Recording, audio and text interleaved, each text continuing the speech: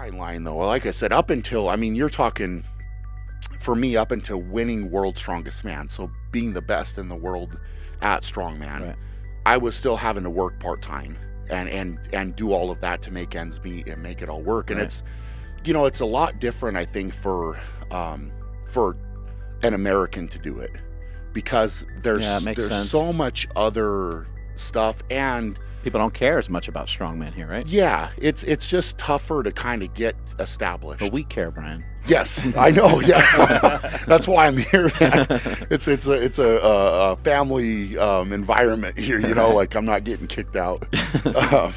But it's a little different. I mean, I had so many people tell me, it was funny when I was coming up that, and these are guys that have been doing the sport for a long time, that, you know, when you get into this, you're not getting into it to make money. You're not going to make money. You're not going Right. to turn it into your job. You're not going to, don't even think about that. You're like, screw that. Yeah. In a lot of ways, I take a lot of pride that I've been able to do that, and been able to get established as, you know, I'm a professional strongman. And not only just because of the title, because they hand out, you know, in strongman, they hand out these pro cards, and you're a pro. But what does being a pro strongman really mean if you're not, like you said, you're not making your income from it directly? Right. You know, if you have another job and then you go compete, then that's you're basically just an amateur. Well, it seems like you take these sponsorships very seriously too, because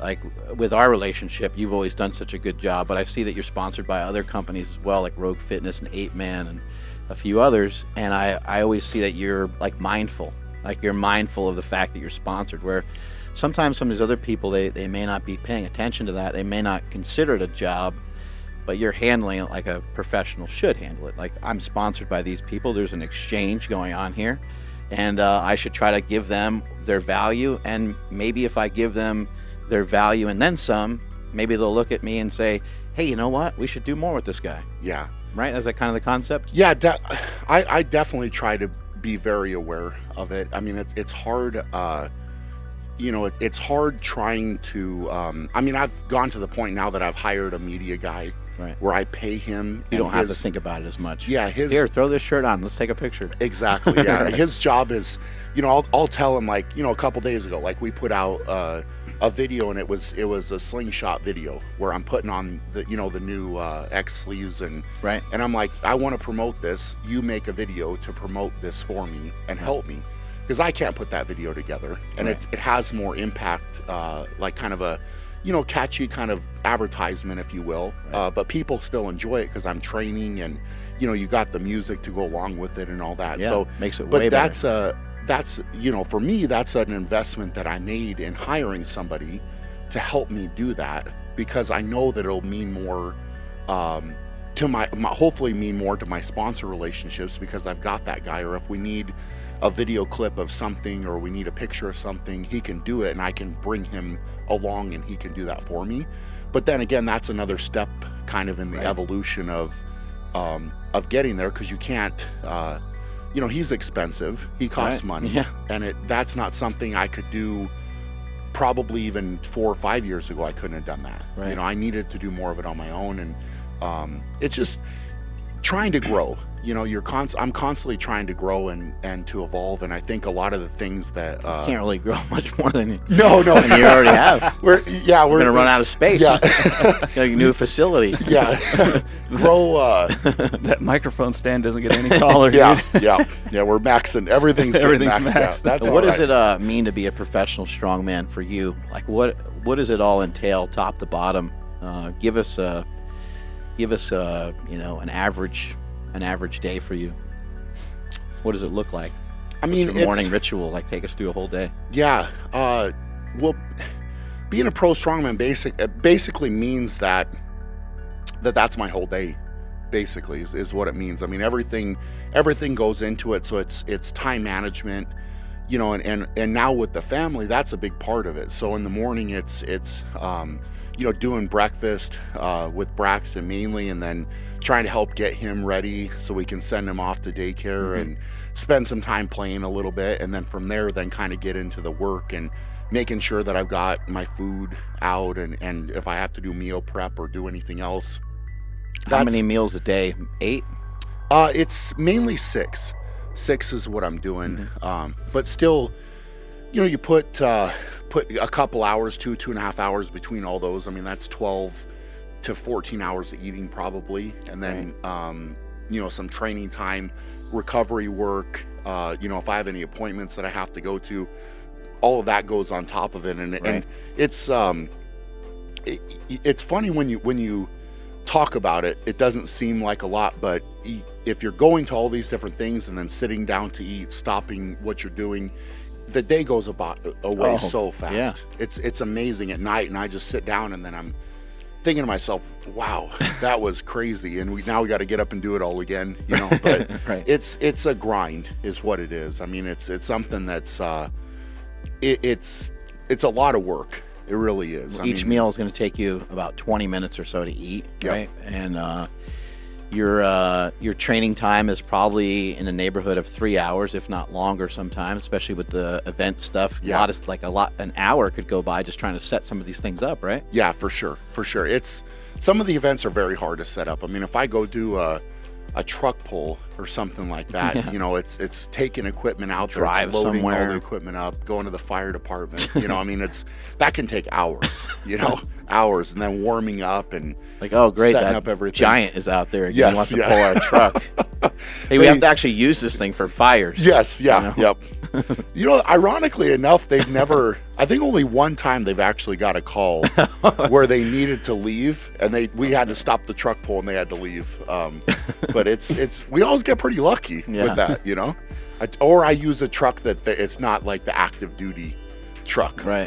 We've kind of switched over to that. If you have to make a decision between sleep or food, what do you go to? You just eat your last meal and stay awake, and then go to bed after that, and wake up a little later, or how do you?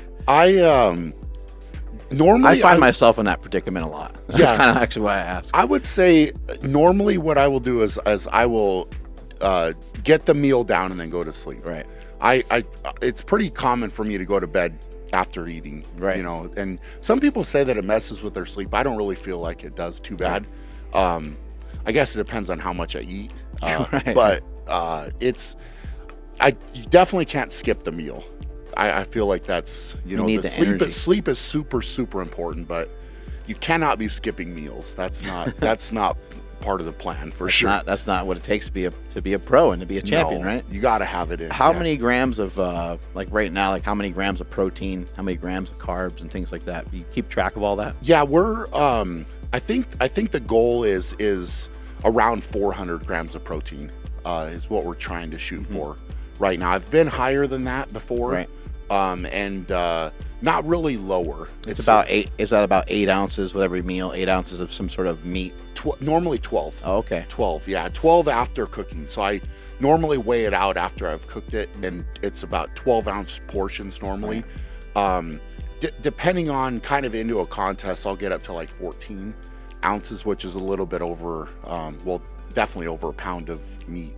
Right. Cooked per meal, and then kind of but really with Stan, it's more trying to dry the carbs, like with the rice. Right. Rice or sweet potatoes, more of that if I can. So. And then how many carbs?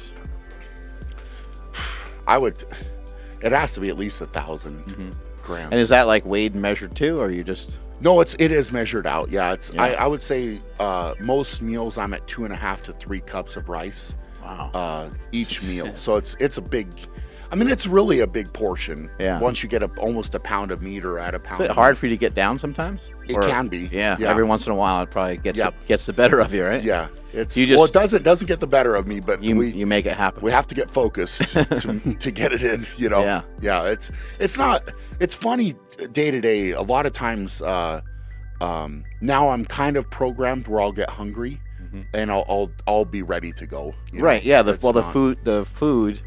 The frequency and the amount of food that you're eating is making you more hungry. Yeah. I mean, that's kind of Driving it. That's yeah. kind of how it works. You know, your insulin levels will go down, they'll go up, and they'll move around a little bit, and it'll make you more hungry. Yeah. And then fat content is just kind of like whatever's in the foods type of deal, or we've that's actually something we've had to play with a little bit. I kind of reached out to Stan and I felt like I wasn't getting enough calories, even though I was eating a ton. Like, just keep it. I was driving the rice and obviously having, bison, but it was all lean steak. Yeah. And I kind of thought, well, we need, we got to up the fat a little bit. Stan, I'm not a figure competitor. Yes, Let's go here. So we've switched it up. Added in, I get some bacon now, which is awesome. Oh, there we go. Yeah, that's not bad. I haven't had any bacon, and then I actually switched over to ribeye steak. So I buy those and then I grind them all up and make them into burgers now, and that's been wonderful. That's been way better. So I feel like I've actually felt fuller and had a lot more calories in me from just the fat, So it's not necessarily different quantities, but the fat content has been much higher. And then you grind up the ribeyes because, like, the ground meat at the store, they kind of grind up is that why?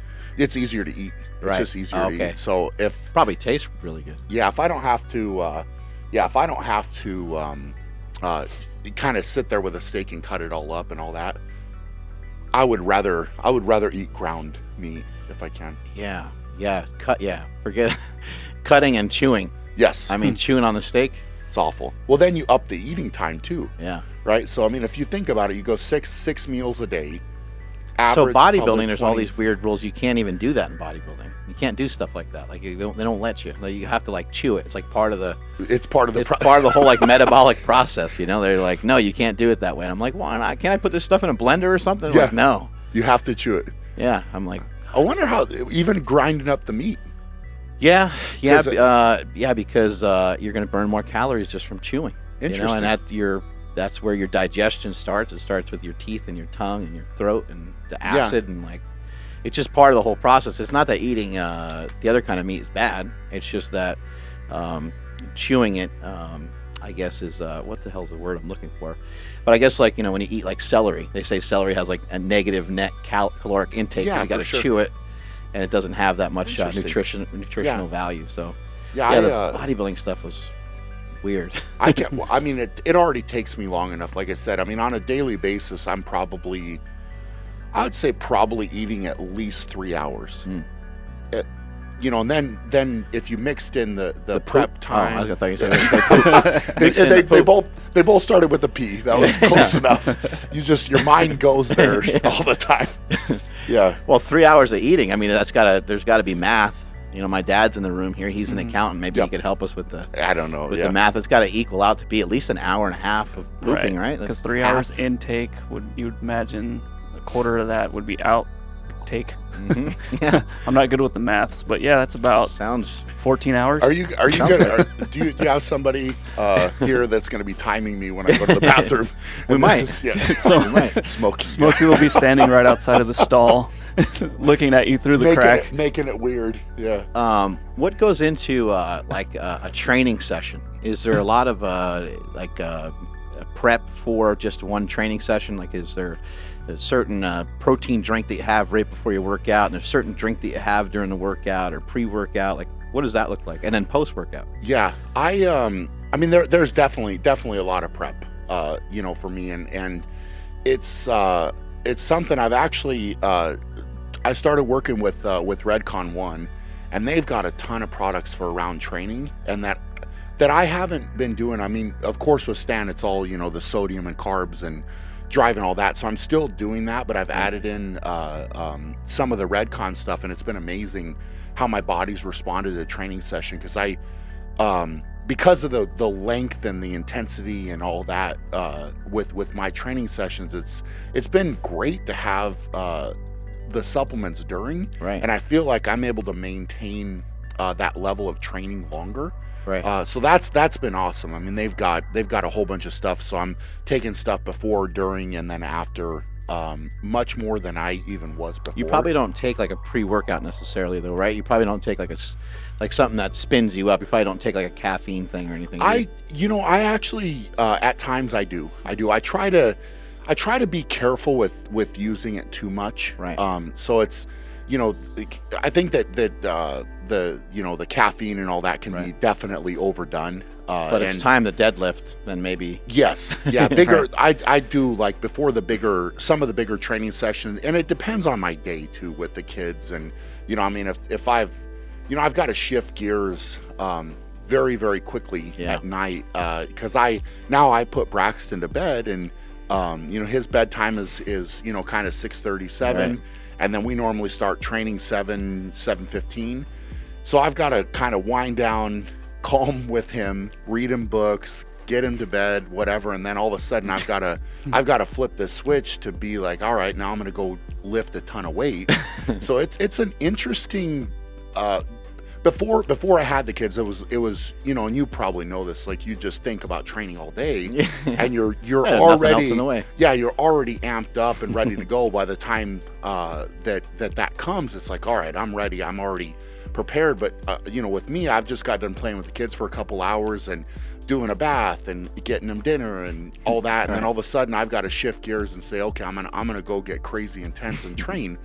And so on those nights, if it's just been one of those nights where he's like, I don't want to do a bath and I don't want to do dinner, and it's I will at times definitely throw a pre-workout in on those nights, because I just need that kick. I need to kick it up. Is a notch. he at that age where he wants to do a lot of stuff on his own and it takes him forever? Everything is self. I'll do Yes. it. I do it. Yes. Or, yeah, my kids did all that. I'm like, oh my God, this takes so long. Yes. You just have to sit there and let them do it. You have to. Yeah. Yeah, you just got to make. Trying to learn. Yeah. Yeah, you got to make the time for it. Otherwise, they'll never learn. Yeah. How to do anything for themselves. Absolutely. Yeah. The stuff that you take during the workout is like a branched chain amino acid, essential amino acid, or it's I've been doing kind of a mix between carbohydrate and essential aminos during. So I mix those up kind of once I normally do it around the first kind of 30 minutes of the training session, and then sip it kind of throughout the rest of the and then the when you're workout. done training, you do something similar again. Yeah. Yep. It's kind of the same thing again, actually. Right. Yeah. And then I'll throw in. I started using some creatine, which I've gone back and forth on, and that seems to help a lot with the recovery for me. And it's something I haven't used a lot. I know there's obviously a ton of research. Yeah. And there's probably people saying like, "Oh my God, you should be using creatine all the time." But Stan and I kind of talked about it a little bit after a couple of the contests earlier this year with the Arnold and World's Strongest Man. And I feel like we've had to dial things in. And from a nutrition standpoint, I just kind of told him I felt a little flat at the Arnold and a little bit flat at World's Strongest Man. I was thinking more along the lines of sweating so much in the Philippines it was hard, because I was just pounding the salt, and it just was something where I think that my calories were just too low.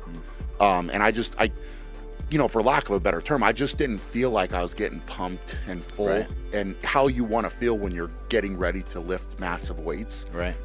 So I think that there's going to be like a some week good of changes. lifting too, right? Like when you do World's Strongest Man, Almost 2, yeah. You're gone for like 2 weeks. Yep. And then I get these reports from Carrie, and it's like every other day I get like an update. And I'm like, man, how many days in a row is he going to lift? Like, this crazy. is insane. Yeah, 4 days of qualifying, and then you get a couple days off, and then 2 days of So that's got finals. to flatten you out a lot too. Terrible. I mean, and that's got to be really hard to prep for. Is there something you do in your training to try to, or you just don't even bother? It's too strenuous. It's pretty much. I actually hate. To be fair, I hate the format. It sounds like hate it sounds like prep for like 100-mile run or something. Like you wouldn't run 100 miles to prep for a 100-mile run because it'd be too taxing. Those ultra marathon people. It's awful. It really is, because we're doing in the qualifiers, you're doing only one event a day or 2 events a day. But then it's a fine line of trying to conserve power and energy. So I only put out what I absolutely have to put out. So you get done with an event, and a lot of times for me, I'm like, wow, I didn't even hardly do any work. It's not that hard. And I'm used to bigger training sessions So for me, the last couple years, I've mixed in training, going and doing training sessions on top of the qualifiers. Oh, wow. Just to try to keep my body feeling like I can work, Right, so you're not so stiff. I always leave World's Strongest Man, and I always feel like it gets me out of shape.